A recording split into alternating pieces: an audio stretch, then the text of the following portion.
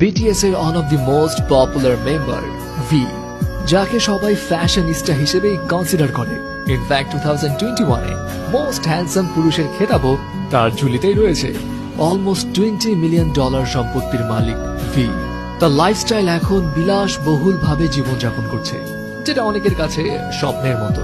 In fact V এর কাছেও একটা সময় তার এই লাইফস্টাইলটা স্বপ্নের মতোই ছিল, কারণ ভি যেই ফ্যামিলি ব্যাকগ্রাউন্ড থেকে উঠে এসছে সেখানে এমন বিলাসবহুল লাইফস্টাইলের কথা আসলেই কেউ ভাবে না।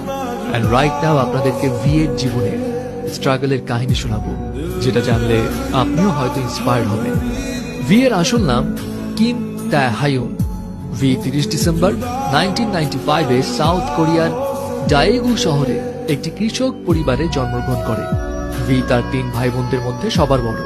তার পরিবারের ফিনান্সিয়াল অবস্থা খারাপ হওয়ার কারণে ভি এর বাবা মা দুজনেই কৃষিকাজ করতেন।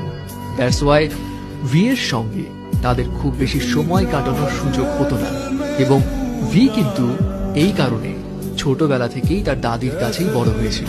ভি এক ইন্টারভিউতে জানিয়েছিল তার দাদি তাকে 14 বছর ধরে লালন পালন করেছে, এবং তার দাদি তার অনেক কাছের একজন মানুষ ছিলেন। এনিওয়ে, কৃষক পরিবারে বেড়ে ওঠায় ভি এর ছোটবেলায় কোনো বড় স্বপ্ন তো ছিল না। সে খুব ছোট থেকে ধরেই নিয়েছিল বড় হয়ে সে তার বাবার মতোই কৃষক হবে।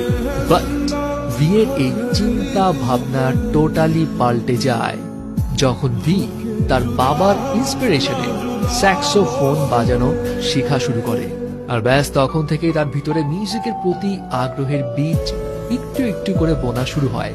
কিন্তু এখানে একটা কথা আছে, ভি তার বাবার ইন্সপিরেশনে মিউজিকে হাতে খড়ি পেলেও তার বাবা মায়ের কড়া ইনস্ট্রাকশন ছিল মিউজিক নিয়ে ক্যারিয়ার পার্সু করা যাবে না।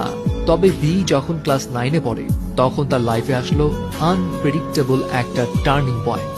ভি যখন 9th গ্রেডে তখন সে তার বন্ধুকে সঙ্গ দেওয়ার জন্য biggest talent agency big hit এন্টারটেইনমেন্টের অডিশনে গিয়েছিল। ভি এর কিন্তু সেখানে অংশগ্রহণ করার কোনো পরিকল্পনাই ছিল না, সে জাস্ট তার ফ্রেন্ডের জন্যই গিয়েছিল।